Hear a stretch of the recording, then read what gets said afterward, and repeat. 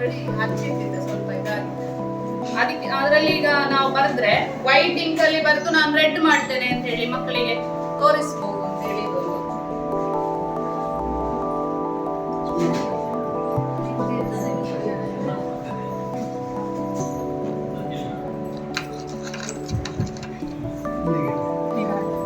ಇದಕ್ಕೆ ಹಾಕ್ಬೇಕು ಬ್ರಷ್.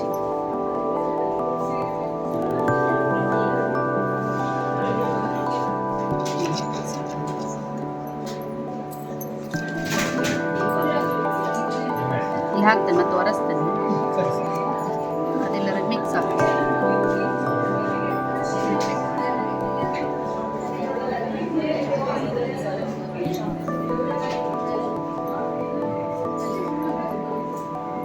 ಚಂದ ಬಂದಿತ್ತು ಅದು ಒಣಗಿ ಆಗಾಗಲೇ.